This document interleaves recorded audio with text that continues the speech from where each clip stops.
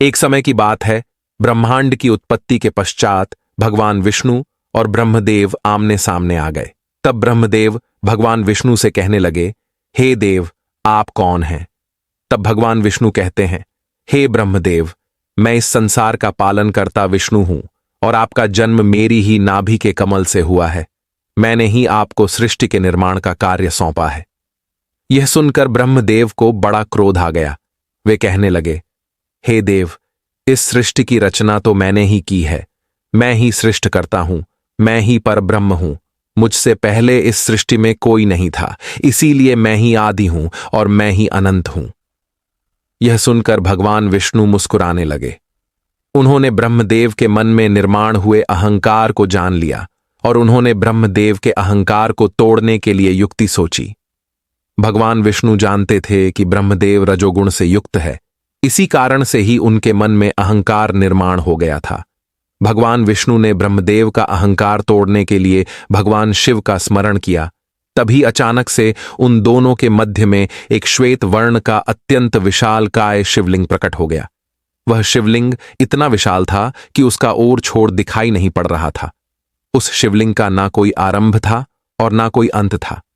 उस शिवलिंग को देखकर ब्रह्मदेव आश्चर्यचकित हो गए और कहने लगे, यह विचित्र चीज क्या है जो इतनी विशालकाय है और इस स्थान पर किस कारण से प्रकट हुई है? इतना कहते ही भगवान शिव उस स्थान पर प्रकट हुए।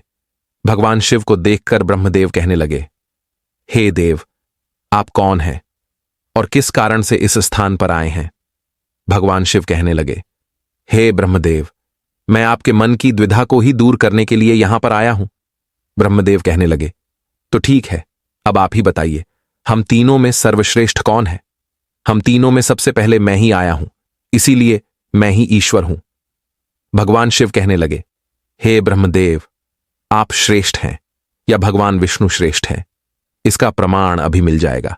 आपके सामने यह जो शिवलिंग है, इसकी ओर छोर का जो सबसे पहले पता लगाएगा वही सर्वश्रेष्ठ कहलाएगा। हे ब्रह्मा, आप ऊपर की ओर जाइए और भगवान विष्णु नीचे की ओर जाएंगे। जो सबसे पहले इस शिवलिंग की ओर छोर का पता लगाकर लौट आएगा वही दोनों में श्रेष्ठ हो जाएगा। यह सुनते ही ब्रह्मदेव को बड़ा गर्व हो गया और उन्होंने उस शर्त को स्वीकार कर लिया। भगवान विष्णु और शिव मन ही मन मुस्कुराने लगे। ब्रह्मदेव तीव्र गति से ऊपर की ओर जाने लगे और भगवान विष्णु नीचे की ओर निकल गए। कुछ दूर तक जाने के बाद भगवान विष्णु को शिवलिंग का अंत पता नहीं चला और वे शीघ्रता से लौटकर वापस आ गए। किंतु ब्रह्मदेव अहंकार से ऊपर की ओर जाने लगे, लेकिन उन्हें शिवलिंग का अंत कहीं पर भी दिखाई नहीं पड़ा। ब्रह्मा जी बहुत देर तक ऊपर की ओर जाने लगे और थक कर बीच में हो रुक गए और सोचने लगे, यह कैसा विचित्र शिवलिंग है, इसका ना तो कोई ओर है और ना कोई छोर है। तभी अचानक से केतकी का एक पुष्प शिवलिंग के मस्तक से नीचे गिरने लगा, जिसे ब्रह्मा जी ने धारण कर लिया। उस पुष्प को लेकर वे बहुत प्रसन्न हुए और उसे लेकर लौट कर आ गए। अहंकार से भरे हुए ब्रह्मदेव ने उस पुष्प को भगवान विष्णु और शिवजी को दिखाते हुए इस प्रकार से झूठ कहने लगे, ये देखो, मैंने शिवलिंग के मस्तक पर रखे हुए इस केतकी फूल को प्राप्त किया है। आप दोनों के चित्त की शांति के लिए और मेरे कार्य को सिद्ध करने के लिए मैं पहचान के रूप में इस पुष्प को लेकर आया हूं। ब्रह्मा जी के उस वचन को सुनकर भगवान विष्णु ने केतकी के पुष्प की ओर देखकर कहा, हे ब्रह्मदेव, इसका साक्षी कौन है जो यह बताएगा कि आपने शिवलिंग का अंत देख है? इस विवाद को सुलझाने के लिए सत्यवादी, बुद्धिमान, पवित्र और निष्पक्ष व्यक्ति को ही साक्षी बनाया जा सकता है। ब्रह्मा जी बोले, इस समय पर इस बात की साक्ष्य देने के लिए कौन आएगा? जो बात सत्य है उसकी साक्ष्य तो यह केतकी का फूल ही बताएगा। इतना कहकर ब्रह्मा जी ने केतकी के फूल को साक्ष्य देने के लिए विवश किया।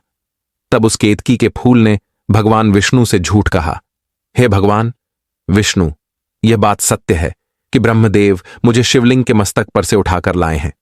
हे प्रभु, आपको किसी प्रकार का संदेह नहीं करना चाहिए।